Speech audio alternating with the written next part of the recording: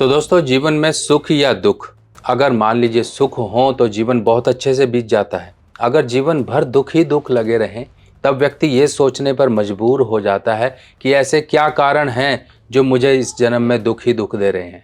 और कुंडली से ये कारण तो पता ही लग जाते हैं कि इस जन्म में आपके दुख के कारण क्या हैं। और साथ ही साथ ये भी पता लगता है कि आपके पूर्व जन्मों से ऐसे क्या कारण चले आ रहे हैं जो आपको हर जीवन में दुख देते हैं। आपके ऐसे पिछले कितने जीवन दुखमय रहे हैं, आपकी जीवन की यात्रा सुखमय रही है या दुखमय रही है। पिछली यात्रा आपकी सुखमय थी, सुख भरी थी, और इस जन्म की यात्रा आपकी कहीं दुख भरी तो नहीं है। यही सब जानकारियां मैं आज आपको देने वाला हूं।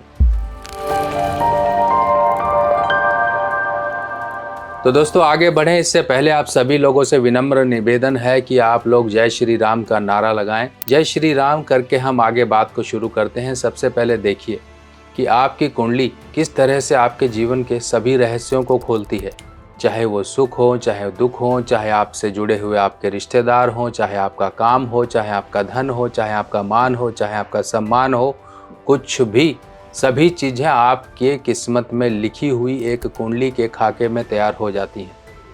अब यही कुंडली को देखकर ये पता लगाया जा सकता है कि आपकी ये जो जीवन की यात्रा है कैसी रही है। आपने कई बार लोगों को देखा होता है कि बचपन से ही दुखिया होते हैं, घर वालों ने अलग कर दिया, धन कमा नहीं पाए, कोई शारीरिक दिक्कत आ गई, या फिर पारिवारिक जीवन इतना परेशानी वाला है कि जीवन में कुछ भी अच्छा नहीं चल रहा है। मतलब कुल मिला के जीवन में सुख की मात्रा कहीं दूर दूर तक नहीं दिखाई देती। पूरा जीवन दुखी होके ही इंसान ने काटा है। बचपन से ऐसे व्यक्ति के जीवन में दुख शुरू हो जाते हैं, और कई बार तो लोग ऐसे होते हैं कि जिनको किसी का सहारा ही नहीं मिलता है, वो अपने से ही बढ़ते हैं। अब कुछ लोग ऐसे होते हैं जिनको अकेले ही बढ़ना है, कुछ लोग ऐसे होते हैं जो परिवार से अलग होते हैं तब उनके जीवन में कुछ तरक्की आती है, कुछ लोग ऐसे होते हैं जिनको बचपन से ही दुख मिलने शुरू हो जाते हैं। अब इनके कारण पहचानना कुंडली में बेहद आसान है, पर इनको कैसे पहचाना जाए ये समझिए। अगर आपकी कुंडली में सूर्य के हालात यानी कि सूर्य की कंडीशन अच्छी है, तो आप ये समझ लीजिए कि आपका पिछला जन्म ठीक रहा है। आपके पिछले जन्म में कोई परेशानी नहीं रही है, यानी कि आपके जीवन की यात्रा सुखमय रही है, आप दुख भोगते हुए नहीं आए हो। जब भी कुंडली में सूर्य कहीं भी, पूरी कुंडली में सूर्य कहीं भी खराब हो रहे हो, खराब कैसे होते हैं, या तो वो सूर्य राहु के साथ आ गए, सूर्य शनि के साथ आ गए, सूर्य 6वें भाव में आ गए, सूर्य 7वें भाव में आ गए, या सूर्य 10वें भाव में आ गए। अब ये जो भाव हैं और कुंडली में कुछ ग्रहों की परिस्थितियां इस तरह से सूर्य को खराब कर देती हैं, जिससे ये पता लग जाता है कि आपके जीवन में, कि इस जीवन में आपके संघर्ष रहेगा। कई लोगों को तो ऐसा होता है कि जीवन में संघर्ष नहीं होता है, सब कुछ अच्छे से मिलता है। परमात्मा ऐसे बैठे होते हैं कि इंतज़ार करते हैं कि इस व्यक्ति को कब कब देना है। आपने बहुत से लोग देखे होंगे जो कि कहने को तो ये आता है कि ये चांदी की चम्मच लेके पैदा हुए हैं, और दूसरी तरफ वो लोग हैं जब तक कोई मेहनत ना कर लें, जब तक कोई काम ना कर लें, तब तक उनको 2 वक्त की रोटी तक नसीब नहीं होती है। इसी तरीके से जब भी सूर्य, देखिए सूर्य आपको ये दर्शा देगा कि आपका पिछला जन्म कहीं ना कहीं कष्टों भरा रहा है। अगर सूर्य के साथ साथ चंद्र भी कहीं पर डिस्टर्ब हो, चंद्र केतु, चंद्र राहु, चंद्र शनि, चंद्र मान लीजिए 6ठे घर में, 8वें घर में, इस तरह से अगर आ गए, तब ऐसे केस में ये कंडीशन पुख्ता हो जाती है कि आप बहुत लंबे जीवन समय की जो यात्रा करते आ रहे हो, ये कष्टों से भोगते हुए आ रहे हो। अब इसके बाद जब दूसरी कंडीशन आती है कि इंसान के जीवन में जन्म के बाद से ही कुछ लोगों को आपने देखा होगा, कुछ छोटे बच्चों को देखा होगा जिनके सिर से पिता का साया हट जाता है, या फिर परिवार से वो निकाल दिए जाते हैं किसी कारण से, किसी विवाद के कारण, या कुछ भी। ऐसे बच्चे जिनके बचपन से ही जीवन में संघर्ष भरा होता है और एक समय तक वो व्यक्ति बहुत प्रैक्टिकल बन जाते हैं। जब भी कुंडली में सूर्य अकेला पहले भाव में बैठा हुआ है, तब ऐसे व्यक्ति को कहा जाता है कि ये व्यक्ति आग में तप तप के सोने की तरह निखरता है। ऐसे व्यक्ति को किसी का सहारा नहीं मिलता है। ऐसे व्यक्ति को खुद से ही अपनी दुनिया बनानी पड़ती है, खुद से ही अपने कदम नक्शे कदम पर चलना पड़ता है, अपने जीवन में खुद ही सब चीज़ें डिसीजन लेनी पड़ती हैं।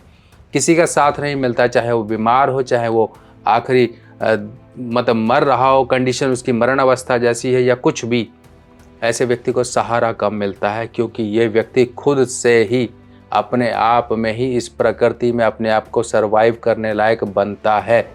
और ऐसे लोगों के जीवन में संघर्ष बहुत होता है। आपने बहुत से लोग देखे होंगे कि वो संघर्ष करते रहते हैं।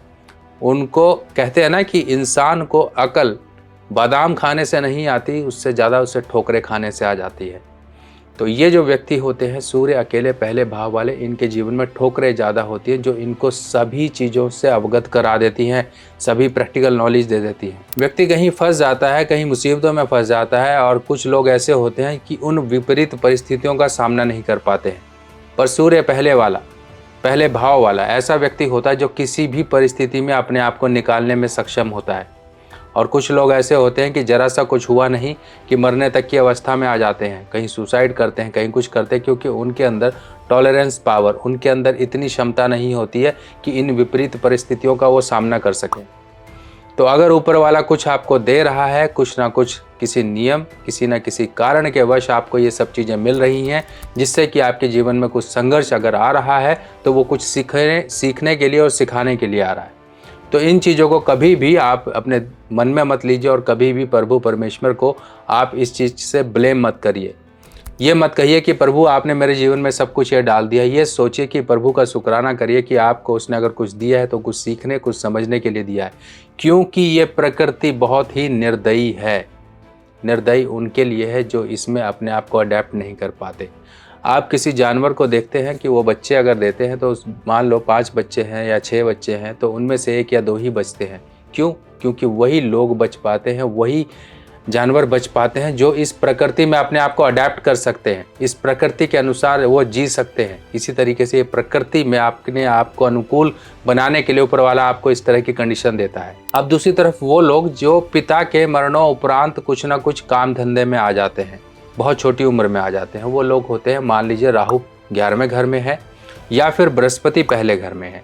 ये 2 कंडीशन ऐसी हैं जहाँ पर क्या होता है कि पिता से एक तो अलग होना तय हो जाता है, या फिर पिता का काम धंधा बंद हो जाता है, जिससे कि बच्चे को काम संभालना शुरू हो जाता है, या फिर ये कहीं पिता से अलग होकर कुछ काम धंधा शुरू कर लेते हैं। पिता पुत्र अगर अकेले ना हो और एक साथ हों, तब ऐसे केस में दोनों का काम धंधा कहीं ना कहीं खराब रहता है। राहु 11वें घर का अगर होता है तो ये बृहस्पति पर सीधी चोट डालता है, बृहस्पति यानी कि पिता बाप दादा।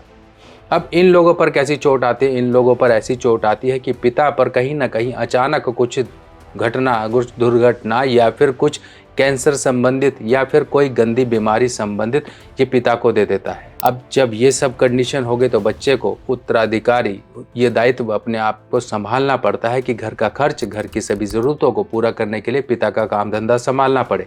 अगर पिता नौकरी में है तो बच्चा जो है कहीं भी नौकरी ना कर पाए। क्यों? क्योंकि पिता के नौकरी में है, किसी तरीके से वो पिता अपनी शारीरिक कष्टों में, वो नौकरी तो चल रही है। ये तो है नहीं कि पिता नहीं है, पिता एक्सीडेंट में मारे गए या कुछ हो गया तो बच्चे को नौकरी मिल गई। अगर ऐसी कंडीशन होती है तो पिता की जगह पर पुत्र आ जाता है, पर कई बार ऐसी कंडीशन नहीं होती हैं, जिससे कि बच्चा कहीं ना कहीं दर-बदर की ठोकरें खाता रहता है और जीवन में परेशानियाँ आती हैं। जैसे ही पिता गए, उसके जीवन में, बच्चे के जीवन में जो संघर्ष का दौर है वो और ज़्यादा बढ़ जाता है। अब इतनी कंडीशंस हैं जिससे कि आपको ये पता लग जाता है कि अब सूर्य ऐसे हैं जिससे कि हमारे जीवन में इस तरह की परेशानियां आ रही हैं। अगर आपकी कुंडली में सूर्य और चंद्र दोनों ही गड़बड़ हैं, दोनों ही आपको लगता है कहीं से दूषित हैं, कहीं से पीड़ित है, कहीं से कोई परेशानी है, कुछ दिक्कतें हैं, आप कोई भी ग्रह के उपाय ना करें, कम से कम सूर्य और चंद्र के उपाय करते रहें, तब भी आपका जीवन चलता रहेगा। क्योंकि यही 2 प्रकाश ग्रह हैं जिनको आप साक्षात रूप में देख सकते हो। साक्षात आपके जीवन में ये देवता आपके जीवन में प्रकाश डालते हैं। जब ये प्रकाश जीवन में ना रहे तो अंधकार जीवन में आता है। वही अंधकार हमेशा जीवन में कठोरता और स्ट्रगल को लेकर आता है। सूर्य को सही करने के लिए सिंपल सा एक काम है। आपको देखिए, अब उत्तरायण शुरू हो चुका है। जिन लोगों ने भी सूर्य देवता को जल देना शुरू नहीं किया है, कम से कम सूर्य देवता को जल देना शुरू करें।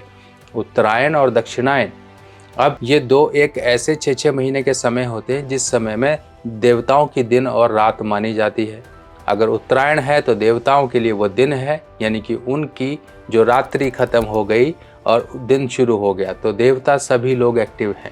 तो इस समय में आपकी जो भी प्रार्थनाएं, जो भी आप सूर्य देवता के लिए करोगे, आपके जीवन के सभी परेशानियों को वो भस्म करेंगे, आपके जीवन में लाएंगे चंद्र की एक स्थिरता और एक आपके जीवन में मधुरता। तो इसके लिए सूर्यदेव को जल देना शुरू करिए। सिंपल जैसे आप दे सकते हो वैसे दीजिए। बाकी वीडियोस बहुत सारी अवेलेबल हैं यूट्यूब पर। किसी को भी वीडियोस को अच्छे को जो आपको लगे उसको फॉलो करिए और सूर्यदेव को जल देना शुरू करिए। इसके साथ अगर सूर्य आपकी कुंडली में अच्छे हैं तो इस तरह से आप एक माणिक रत्न अपनी अनामिका उंगली में, चाहे सोने में, चाहे तांबे में, चाहे पंचधातु में, आप इस तरह से पहनिए। माणिक रत्न आपको पहन के रखना है। इसके साथ साथ घर की पूर्व दिशा यानी कि कुंडली का पहला भाव भी होता है। तो घर की पूर्व दिशा में इस तरह से आप एक पीतल से, ये देखिए पीतल से बने हुए बंदर हैं और इनको लाल रंग किया गया है, क्योंकि बंदर सूर्य का जानवर है और जिस पे लाल रंग किया गया है, इससे सूर्य और मंगल और बृहस्पति तीनों का हमने कलर यहाँ पर शामिल किया है। इस तरह से कि आपके घर में जो सूर्य की परेशानी है वो दूर हो सके।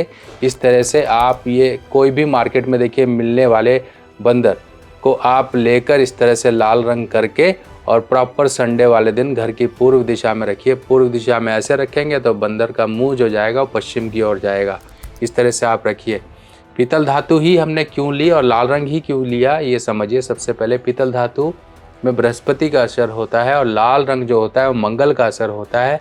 सूर्य यानी कि बंदर को लाल रंग और पीतल में बना के हमने जो सूर्य के दोष थे उनको सही करने के लिए बृहस्पति और मंगल की सहायता ली। ये इसके पीछे लॉजिक है। आपके घर में एक तरह से डेकोरेटिव ये आइटम भी हो जाएगी। आपके घर की जो एस्ट्रो वास्तु होती है उसको भी यहाँ पर करेक्ट करने में ये काम करेगा। अगर इस तरह के आप स्टैचू रखते हो और उनको प्रॉपर अभिमंत्रित करा के, एनर्जाइज करा के अगर आप रखते हो तो उसका असर बहुत ही बढ़ जाता है, बहुत ही शुभ फल देना शुरू कर देता है और डेकोरेटिव आइटम का डेकोरेटिव आइटम भी आपके घर में बना रहता है। चंद्र के लिए साक्षात भोलेनाथ। अगर आप भोलेनाथ पर दूध, जल, मिश्री या समय समय पे उनका अभिषेक कराते रहते हो तो जीवन से कभी भी परेशानियाँ आपके आसपास कभी भी नहीं फटकेंगी। तो सूर्य, चंद्र इन दोनों को मजबूत करिए। जीवन में सभी तरह की खुशियाँ आपके जीवन में आएंगी।